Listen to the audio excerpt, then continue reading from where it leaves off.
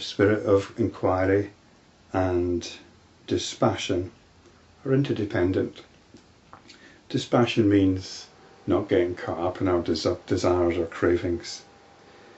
And the spirit of inquiry leads to self-realization, which is realization of our essence, of what we are, of our awareness. It's awareness of our awareness. And this in turn thins out our craving. The spirit of inquiry is really wanting to practice the turning of the attention on itself, of being aware of our own awareness.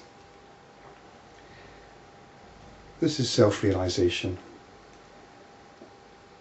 It fuels dispassion, and then if we're not interested in the things of the world, that fuels the spirit of inquiry. So this is spiritual practice. Hence, first of all, one should abandon all dependence on extraneous factors like God, and grinding one's teeth and with intense right self-exertion, cultivate dispassion. There are no external factors involved. We're not dependent on any divine being for this. It's something that we do. There's no preparation required.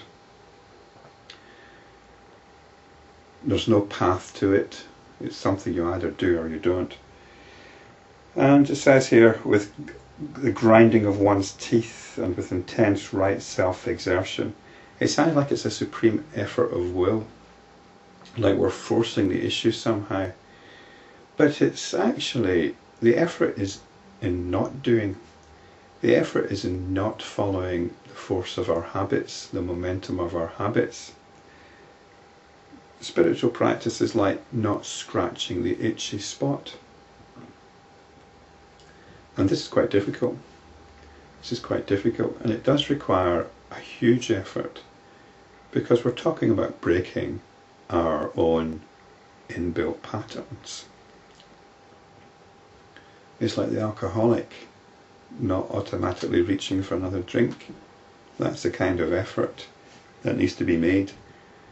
It's cold turkey, basically. We have to do our cold turkey. This is the grinding of one's teeth. Now, the next few sentences are about how we continue our living on a practical level.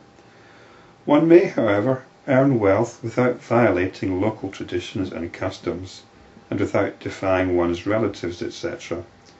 One should utilize this wealth to acquire the company of good and holy men, endowed with noble qualities. Such a company of holy men generates dispassion. Then there arises the spirit of inquiry, knowledge, and the study of scriptures. By stages, one reaches the supreme truth. It might seem a bit strange that you need money to acquire the company of holy men, but you need money to even just have the time to be able to buy yourself a little time to look into these matters. You might want to be cynical about this and assume there's some kind of cabal here trying to support itself, but that kind of thinking doesn't get you anywhere. But it is pointing out that there's nothing wrong with earning a bit of money and devoting it to time, using it to devote yourself to time to pursue these matters, which is what I've done basically. I've managed to buy myself some time. I don't know how long I'll have actually. I'll need to get a job at some point. But I've managed to buy myself quite an extensive bit of time where I can do this. I can study the Vasishta and I can produce these videos. And hopefully, as it says here, by stages one reaches the supreme truth. It mentions stages here. The realization of the supreme truth is immediate, but being able to rest in that supreme truth takes effort, because the cravings need to be thinned out. And this is where spiritual practice comes into it. So I think here, instead of saying by stages one reaches the supreme truth, we could say by stages one is eventually able to rest for longer and longer periods of time, more naturally, in the supreme truth.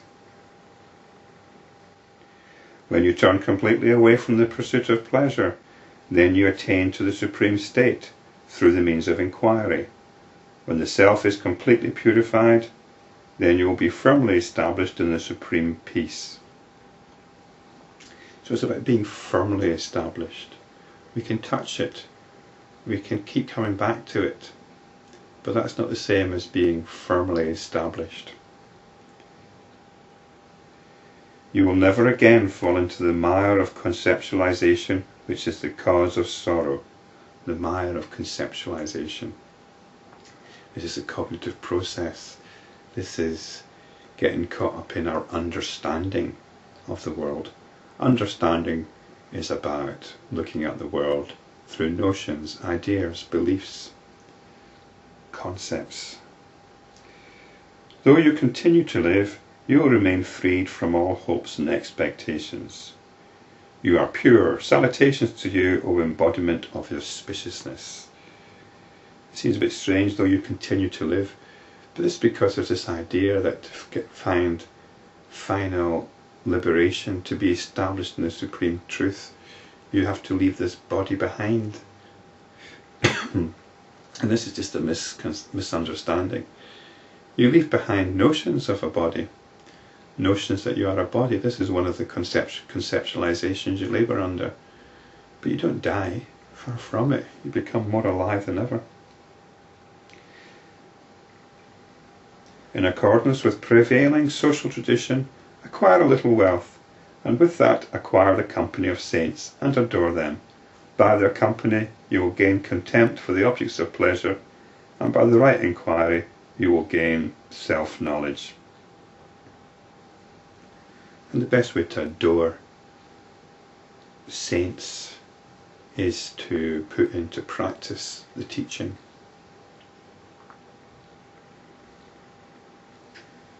And it's not that you'll gain contempt for the objects of pleasure, you'll just lose interest in them.